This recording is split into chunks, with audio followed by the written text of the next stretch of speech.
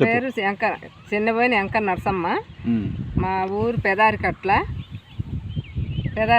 కొనకలమెట్ల మండలము పొదిలిత. నేను శ్రీనివాస హాల్కి అప్పుడు సిలమాకని పోయా. సిలమాకు పోయి పోతా సర్ది కట్టుకొని వెళ్ళాము వాళ్ళం పిల్లలందరం కలిసి. సర్ది కట్టుకొని వెళ్ళిపోయి ఆ సిలమాకు పోయి నడిచిపోయి సిలమా చూసి అది బెమ్మంగారి జీవిత చరిత్ర చూసి వచ్చిన కాడి నుంచి సినిమా చేయాలని పెడతా ఉంది నాకు. అక్కడి నుంచి మళ్ళీ పొట్టేలు పొన్నమ్మ సినిమాకి పోయినాము. పొట్టేలు పొన్నమ్మ సినిమా చూసి కాడి నుంచి కూడా పొట్టేలు పొన్నమ్మ చూసిన కాడి నుంచి మాకు ఎంతవరకు సినిమా చేయాలి అని అదొక 20 లక్షలు దాచిపెట్టుకున్నా. అవి దాంట్లో ఉండి బాగా కొట్టి చూపిస్తే 20 లక్షలకి యాడ్ అవుతాయి అన్నాడు. 20 లక్షలకి యాడ్ అవుతాయి అంటే ఎట్టొక్కడ చేద్దాంలే, బర్రెలు ఉండే మేకలు ఉండే ఇటంటే అమ్మి నువ్వేం చేస్తావు, నువ్వు వయసు అయిపోయేదే కానీ వయసు వద్దా, నువ్వు మరీ దాచిపెట్టు చాలవు కదని చెప్పి ఇద్దరు బాగా అరిచిండు.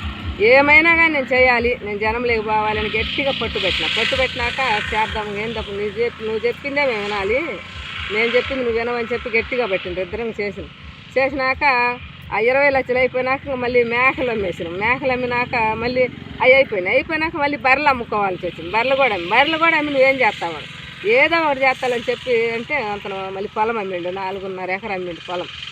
4.5 ఎకరా పొలం అమ్మి మళ్ళీ ఆ సినిమాకే పెట్టిండు. ఇంకేం లేవు, అన్నీ అయిపోయినాక వీళ్ళు ఇంకేమైనా తగ్గు పెట్టుకుంటామన్నారు. నువ్వేమైనా తగ్గు పెట్టుకో, నువ్వేమైనా చెయ్యి, నేనైతే మాత్రం సినిమా చేయాలన్నా కదా, నువ్వు అదే నేను వాటలు పెట్టుకుంటానని చెరుకులు అమ్ముకుంటా ఇక్కడ వాటలు పెట్టుకున్నాను. వాటలు పెట్టినాక 20 రోజులు అసలు ఎవరు రాలా. 20 రోజులు ఎవరు రాకపోతే ఈయన కూడా నేను రాను, నువ్వే చేసుకోలేకపోతే ఊరుకోమని చెప్పి అరిసి రాలే హోటల్ దగ్గరికి. నేనే చేసుకుంటానని అక్కడ చెరుకులు అమ్ముకుంటా. చెరుకులు అయిపోయిన అమ్మితే వాటలు పెట్టుకున్నాను. నువ్వు ఒక్కదాని అడవిలో ఏం చేస్తావులని చెప్పి నేను వచ్చాను. నువ్వు ఈ చెరుకుల కాడుండు, నేను వాటలు పెట్టుకుంటాను అని చెప్పా. సరే అని చెప్పి వాటలు పెట్టుకుంటే ఎవరు రాకపోతే అప్పుడు కూడా అరిసిండు. నువ్వు ఎవరు రాకపోతే ఏం చేస్తావు, వాటలు వండింది అంతా పారేసుకుంటా అని చెప్పి అరిసిండు. ఎట్టాగట్లే అని చెప్పి ఇంకా ఆ రకంగా చేసుకుంటా వస్తున్న వరకు లాక్డౌన్ వచ్చేసింది. లాక్డౌన్ వచ్చే వరకు ఇంకా జనం కొంచెం రాజాగిండు. వచ్చినాక ఇంకా రోజుకు ఒక 10,000 5,000 బేరం పంపుకుంటా చేసుకుంటా. అప్పుడు సినిమాలు ఎక్కడన్నీ ఆపేశారు కదా, వాటలు సినిమాలన్నీ.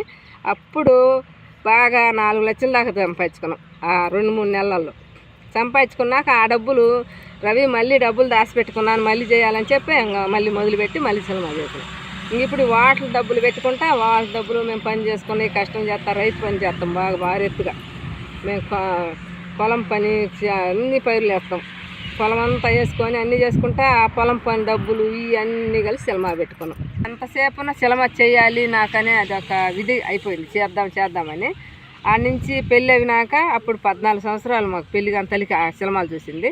అక్కడి నుంచి పెళ్ళి అయినాక మళ్ళీ వచ్చినాక పుట్టింటికి రాసి వెళ్ళని సినిమా చూసాం.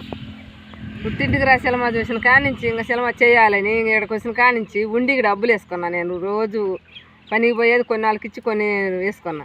అప్పుడు ఒక 30 బర్రెలు పెట్టుకున్నాను. 30 బర్రెలు పెట్టుకొని ఆ 30 బర్రెల డబ్బులు కొన్ని వాళ్ళకి ఇచ్చేది, కొన్ని దాచి పెట్టుకుంటా వచ్చా. ఆ మేకలు ఉన్నాయి, ఒక 80 మేకలు ఉన్నాయి. 80 మేకలు కూడా అమ్మేసి ఆ సినిమా పెట్టుకోవాలంటే నువ్వేడ సినిమా చేసేదని చెప్పి వీళ్ళిద్దరు అబ్బా కూడా అరిసి తగులాడుకొని, నువ్వు సినిమా అంటే మేము సంపాదించినవి కూడా చాలవు, నువ్వు సినిమా ఎంత పెట్టుంటావు, ఎంత దాచిపెట్టినావు అని చెప్పి బాగా అరిసారు. అరిస్తే నేను దాచిపెట్టాలే సినిమా నేను చేయించుకుంటానని చెప్పి గట్టిగా అడిగితే కానే కాదా అని ఇద్దరు తగు పెట్టుకొని మా అబ్బాయి వెళ్ళిపోతే 500 డబ్బులు ఇచ్చి బతిమలాడి బజారుకి వచ్చి పాలు పోసి వస్తా 500 ఇస్తే నాకు వద్దమ్మా అసలు నేను తీసుకోను అని చెప్పి వెళ్ళిపోతే కాదయ్యా నువ్వు తీసుకోవాలని చెప్పి బతిమలాడి 500 చేతుల్లో పెట్టి వచ్చాను నేను. వెళ్ళిపోయాడు. 2 సంవత్సరాలు అస్సలకి ఇంకా పలకలే అక్కడే ఉండేసిండు. అప్పుడు వాళ్ళ నానేమండు, ఇంకా అబ్బాయి పోయి అక్కడే రాపాయి అంటే నాకేమో రోజు ఏడుపొస్తా ఉంటుంది, రాపాయి నేను చదివేసి రాకి పెద్దోళ్ళని చేసి నాకు ఇటు వెళ్ళిపోయింది కదా అని చెప్పి ఏడుచుకుంటా ఉంటా. ఇంకా తర్వాత ఒక 2 సంవత్సరాలు దాటినాక ఫోన్ చేసి వాళ్ళ నాన్నతోటి నాన్న నేను ఇట్లా వాళ్ళని దిక్కున్నాను అని చెప్పిండు. నాకు సల్లంగా తెచ్చిస్తే నేను మాట్లాడినా, రవి రాయ్యా ఏం చేయలే రాయి అంటే నువ్వు సినిమా చేయాలను అందుకని నేను రాను అన్నాడు. చేయలేయా రాయి అంటే కానీ వచ్చినాక రవి నేను చేయాలి, నేను రవిబాబుని అడిగిన సినిమా చేయాలని నేను చేయించుకోవాలి, నువ్వేమైనా చేసావంటే ఎందుకు మా అంగా నీకు ఆ పట్టుదల అంటాడు. చేసిన డబ్బులు కొన్ని దాచిపెట్టుకొని కొన్ని ఉంచుకొని కొన్ని పెట్టుకోమా, నువ్వన్నీ ఇట్టు చేస్తే ఇంకా ఎలకాలం నువ్వు పని చేయలేవు కదా, నువ్వు ఎక్కడ చేస్తావు పని అని చెప్పి మా వాడు మళ్ళీ అరిసిండు.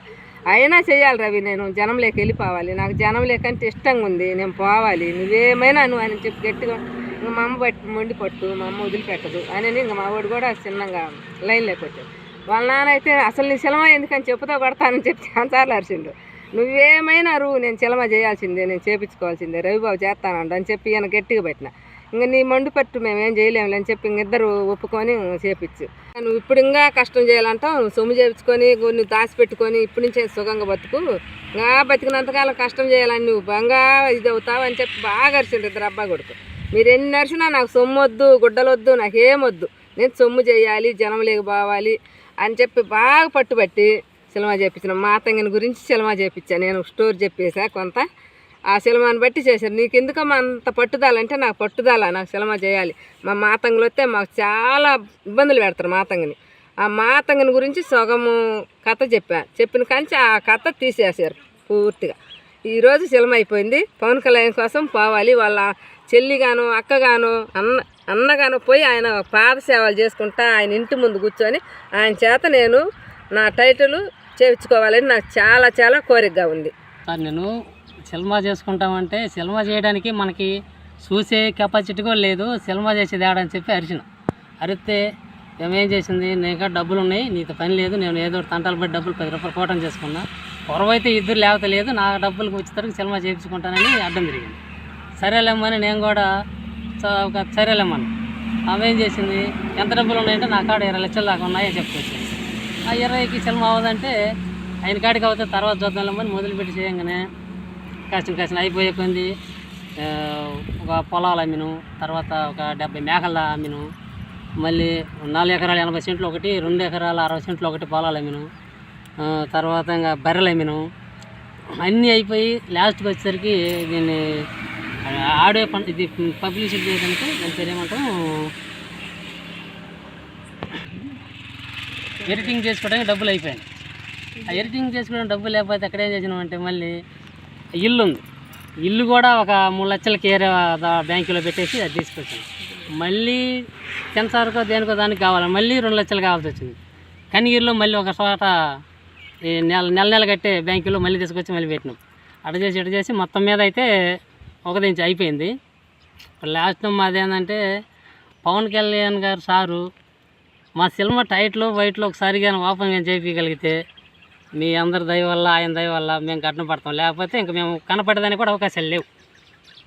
ఇక్కడ ఇంత సినిమా గిలమా అని అంటున్నాం కానీ ఇక్కడ మేము ఎక్కడా కనపడడానికి కూడా అవకాశాలు లేవు. మాకు ఇది కానీ తప్పిపోయిందంటే కావాలా వద్దని అంటుంటే మొండికి పడి ఏమో లేనిపోయింది పెట్టుకొని ఇబ్బంది పెట్టింది, చెడుకోరు కోరుకుంది. నాకు తెలిసి అయితే మమ్మల్ని పెట్టాల్సిన తిప్పలన్నీ పెట్టి ఆమె పైన కరెక్ట్గా చేసుకుంది, కానీ చుట్టుకుంది నాకు. ఇప్పుడు ఏం చేయాలో అర్థం కాక ఇప్పుడు ఆయనకైనా దయచేసి కానీ మాకు కానీ ఒక సపోర్ట్ కానీ చేయగలిగితే మేము గిట్ను పడతాం అని మా ఆలోచన ఉంది. సారు మాకు పోస్టల్ ఓపెనింగ్ చేసినా పర్వాలేదు, లేదంటే ఆయన దగ్గర మమ్మల్ని పెట్టుకొని ఒక ఫోటో కానీ తెగలిగితే 10 మందికి తెలిసిపోతాం, ఈ సినిమా 10 మంది చూస్తారు, మేము గడ్డన పడతాం అని మేము ఆశతో ఉన్నాం. అది నేను విజయవాడ పోయి పవన్ కళ్యాణ్ సార్ వాళ్ళ ఇంటి దగ్గర పోయాను. 2 రోజులు కూర్చున్నాం అక్కడ. ఎవరు మాకు సమాధానం చెప్పలా, ఏమి ఎవరు పలకరిపో అన్నారు. సరే మంగళగిరి ఆఫీస్ ఉంది, పవన్ కళ్యాణ్ జనసేన పార్టీ ఆఫీస్ కాడ పోయి కూర్చొని 3 రోజులు ఉన్నాం. 3 రోజులు ఉంటే వాళ్ళు ఎవరు మాకేమో ఎవరైనా అపార్ట్మెంట్ ఉంటే లోన రాస్తారు, మెట్రో ఇస్తారని చెప్పి వాళ్ళంగా అన్నారు బయట వాళ్ళు. సరే ఒక లెటర్ ఇవ్వమంటే లెటర్ ఇచ్చాను. సోమవారం కలవండి ఆయన కలుగుతాడని చెప్పి బయట ఆడుండే చెప్పని చెప్పారు. అడిగిపోయినాక సోమవారం పోతే ఇంకేం లేదు, మాకు అడుగురు సమాధానం కూడా లేదు. ఇంకా సరే ఆ సారు ఇంకా మా మాట వాళ్ళ దగ్గర పోలేదేమో, సారుగ్గానే మేము వచ్చినాము, ఒక భేదోడు వచ్చి అడుగుతున్నాడని చెప్పి విషయం కానీ తెలిస్తే మా కోసం ఒక్క ఫోటో కానీ ఆయన కానీ దిగ్గలిగితే మేము గడ్డం పడతాం. ఆయన దయ వల్ల మేము ఒక నిలబడగలుగుతామని ఒక ఆశతో ఉన్నాము. ఇప్పుడు కూడా ఇంకా మళ్ళీ కూడా వచ్చి ఆ సారు కాడే కూర్చొని 4 రోజులు కదా 5 రోజులైనా కానీ ఆమె ఒక చీలడు అనుకొని ఆ సాయం కానీ చేస్తే మేము గట్టిగా నిలబడతామని ఆశ పెట్టుకొని ఉన్నాం. మన ఈ టీవీ ఛానల్ ద్వారాగా పవన్ కళ్యాణ్ సార్ చూసి మాకేనా దగ్గరికి కానీ తీస్తే మన టీవీ వాళ్ళకి అందరికీ నమస్కారాలు చేసుకుంటాం. పవన్ కళ్యాణ్ కానీ వినగలిగితే వింటే మాకు మంచిది.